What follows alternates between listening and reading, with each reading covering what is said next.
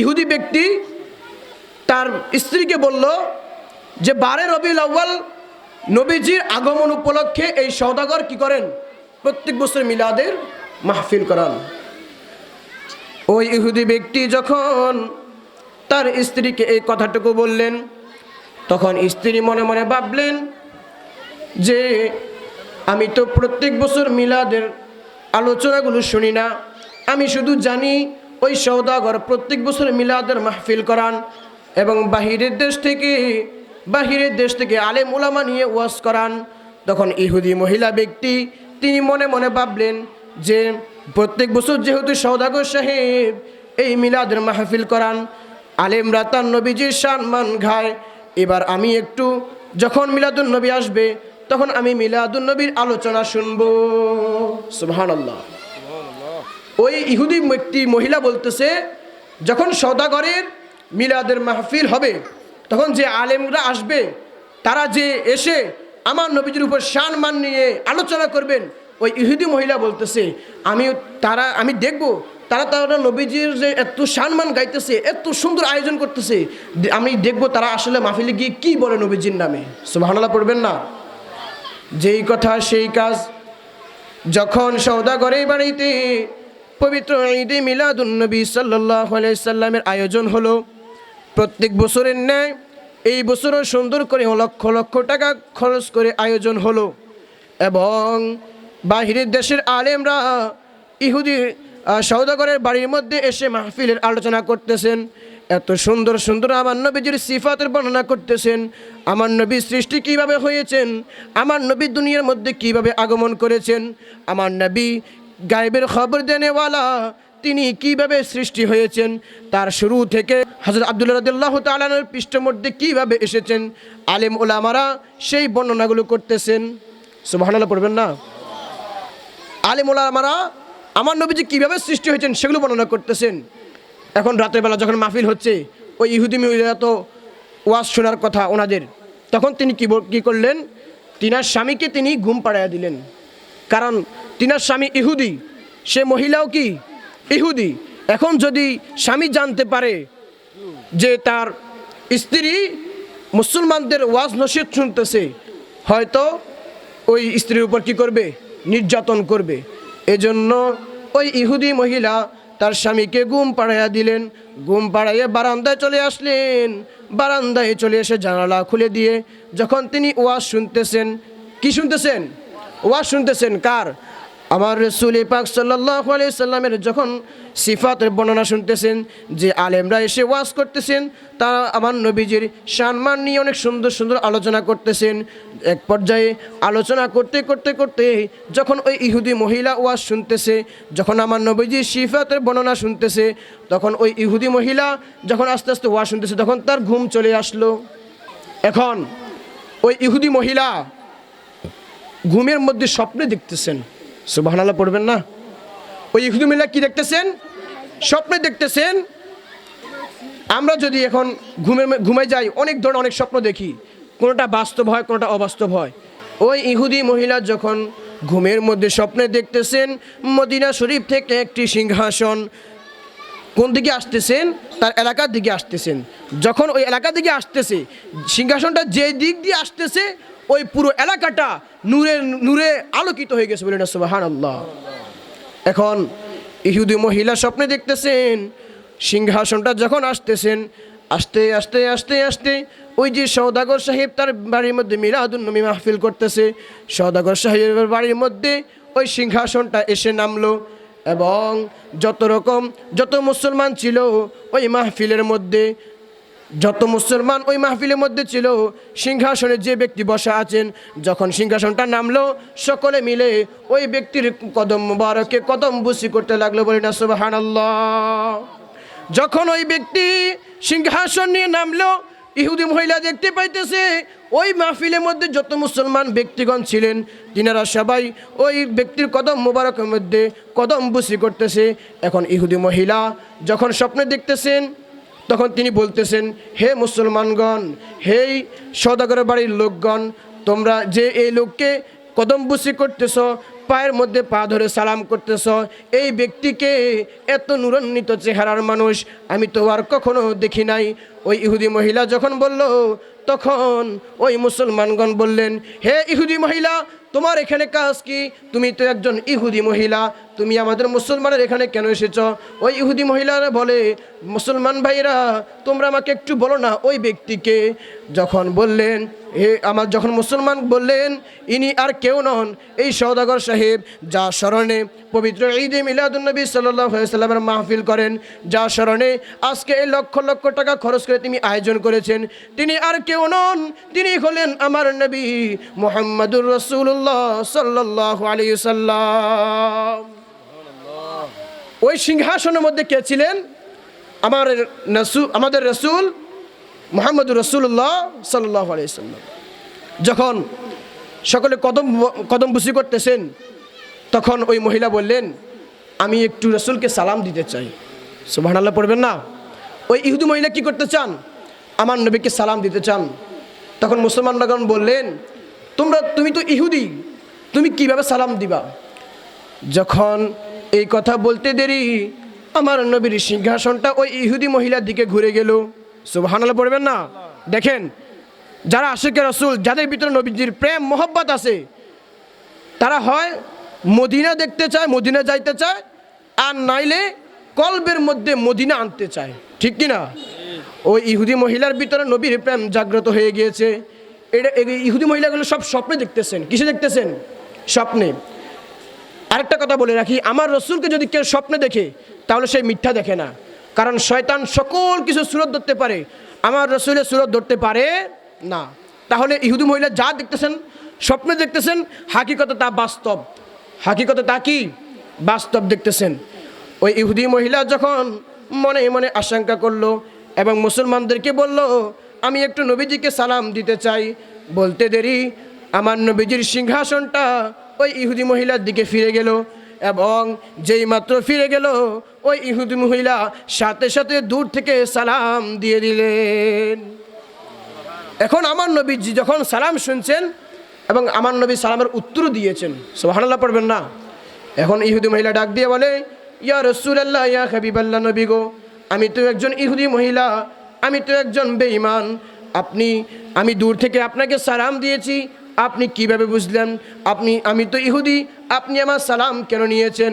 আমার নবী বলেন, আমি শুধু মুসলমানের নবী নন, আমি সমগ্র জাতির নবী। সুবহানাল্লাহ। এখন ইহুদি মহিলা বললেন, হে আল্লাহ রসুল, ইয়া রাসূলুল্লাহ, ইয়া হাবিবাল্লাহ, নবী গো, আমি দেখতে পেলাম এই মাহফিলের মধ্যে এই সওদাগর সাহেব লক্ষ লক্ষ টাকা খরচ করে এই মাহফিলের আয়োজন করেন।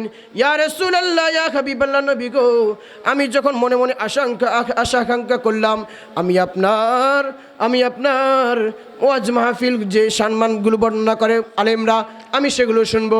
আমার রাসূল ডাক দিয়ে বলেন, ও ইহুদি মহিলা, তুমি কি জানো তুমি যে মনে মনে মুসলমান হয়ে গিয়েছো? সুবহানাল্লাহ পড়বেন না? যখন ইহুদি মহিলা ওই যে সর্বপ্রথম আমার রসুলের সম্মান শোনার জন্য আগ্রহ জমেছিল, তখনই আমার নবী বলতেছেন, তুমি তখনই মুসলমান হয়ে গিয়েছো। বলে না সুবহানাল্লাহ। এখন শুধু তোমার বাহ্যিকভাবে কালিমা পড়াটা বাকি। এখন আমার রসুল সাল্লাল্লাহু আলাইহি সাল্লাম ওই ইহুদি মহিলাকে বললেন, হে ইহুদি মহিলা, তুমি মনে মনে নিজে নিজে মুসলমান হয়ে গিয়েছো। ওই ইহুদি মহিলা বলল, হুজুর, আপনি কেমনে জানেন আমি যে আপনার সম্মান শোনার জন্য আগ্রহ ছিলাম? আমি যে নিজে নিজে মুসলমান হয়ে গিয়েছি, আপনি কিভাবে জানেন? আমার নবী বলেন, ইহুদি মহিলা, তুমি কি জানো আমি কি শুধু মানুষকে নিজের চোখে দেখি? শুধু তাই নয়, কোন ব্যক্তির ভেতরে কি চলে, কোন ব্যক্তি কি ভাবতেছে, কোন সাহাবী কি বলতেছে, আমি নবী দূর থেকেও সব কিছু দেখতে পাই। সুবহানাল্লাহ। আমার নবী গায়েবের খবর দেনেওয়ালা, তিনি গায়েব জানেন। আমার নবীজি ওই ইহুদি মহিলা মনের খবর বলে দিলেন। তখন ইহুদি মহিলা নিজে নিজে যখন মুসলমান হয়ে গেলেন, আমার নবী বলতেছেন, এখন শুধু তোমার কি করা বাকি? কালিমা পড়ে মুসলমান হওয়া বাকি, এতটুকুই। কিন্তু তোমার ভিতরে যে আমি নবীর প্রেম মোহব্বত, এত সুন্দর আলোচনা শোনার জন্য তোমার এত আগ্রহ ছিল, আমি রাসূল তোমাকে তখনই কবুল করে নিয়েছি। বলেন সুবহানাল্লাহ। এখন ওই ইহুদি মহিলা বলল, ইয়া রাসূলুল্লাহ, ইয়া হাবিবাল্লাহ, নবী গো, আমি যে আপনার সম্মান শুনেছি, আপনার জন্য আমার মনের ভিতরে অনেক সুন্দর ইমানি জজবা এসেছে।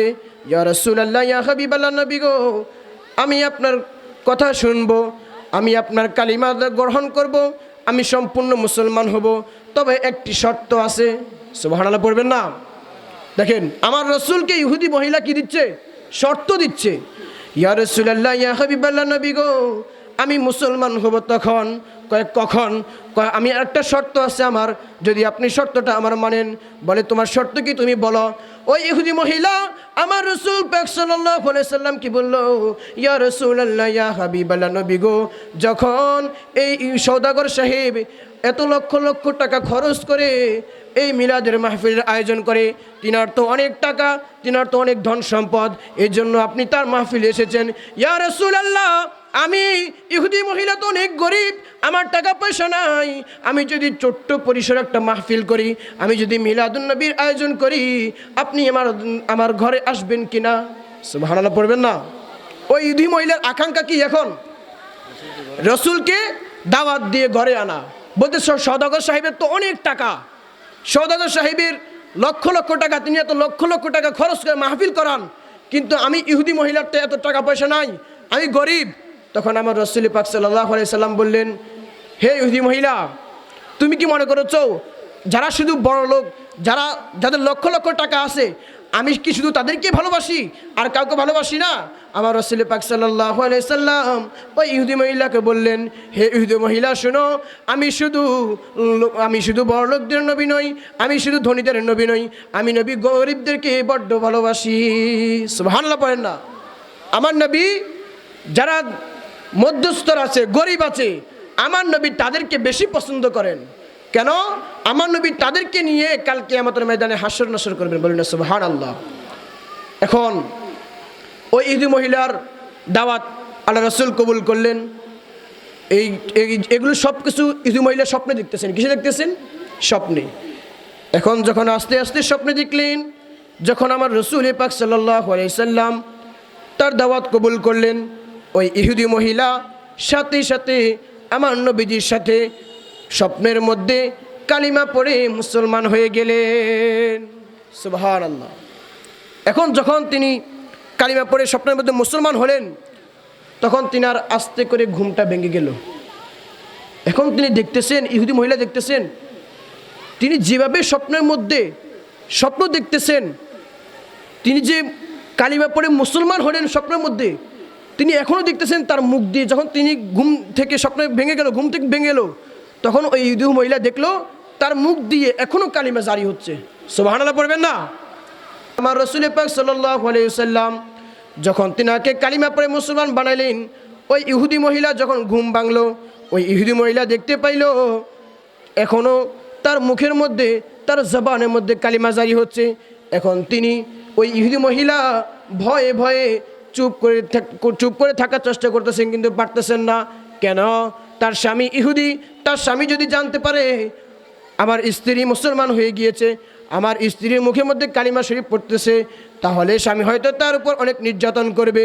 এখন যখন ওই স্ত্রী ইহুদি মহিলা যখন ঘুম ভাঙলো, তার স্বামীরও ঘুম ভাঙলো। সুবহানাল্লাহ পড়েন না? এখানে একটা মজার কাহিনী আছে। যখন ইহুদি মহিলার ঘুম ভেঙে গেল, তখন তিনার মুখের মধ্যে কালিমা শরীফ জারি হইতেছে, আর ইহুদি ব্যক্তি যিনি তার স্বামী, তিনারও ঘুম ভেঙে গেল। ওই স্বামী ওই স্ত্রীর কাছে আসলো। এখন দেখতেছে স্ত্রীর মুখ দিয়ে যেন কি লড়তেছে, কি বলতেছে। ওই স্ত্রী স্বামীর কাছে লুকানোর চেষ্টা করতেছে। সুবহানাল্লাহ পড়েন না? ওই স্ত্রী স্বামীর কাছে লুকানোর চেষ্টা করতেছে। স্বামী ডাক দিয়ে বলে, স্ত্রী রে, তুমি মুখে মুখে কি পড়তেছো, নিজে নিজে কি জল্পনা কল্পনা করতেছো, আমাকে একটু খুলে বলো না। ওই ইহুদি মহিলা বলে, না না স্বামী, আমি কিছু বলতেছি না, এমনি আমার কাছে নার্ভাস লাগতেছে। বলতেছে, কেন নার্ভাস লাগতেছে, আমাকে একটু বলো না। ওই ইহুদি মহিলা বলে, ও স্বামী, আমার কোনো সমস্যা নাই, আমার কোনো সমস্যা হচ্ছে না, তুমি তোমার জায়গায় যাও। এখন ইহুদি ব্যক্তি বলল, এই আমার স্ত্রী, তুমি তাহলে বলবা না? ওই স্ত্রী বলতেছে, আমি কোনো কিছু বলতেছি না। এই যখন স্বামী বলল, তুমি যেহেতু বলবা না, তাহলে আমার কাছ থেকে শুনো। সুবহানাল্লাহ পড়েন না? দেখেন, স্বপ্নে দেখছেন স্ত্রী, কে দেখেছেন? এখন স্ত্রীর আমি যদি স্বপ্ন দেখি, আমি যদি কাউকে না বলি আমার স্বপ্নের কথা, কেউ কি বলতে পারবে? বলতে পারবে কেউ?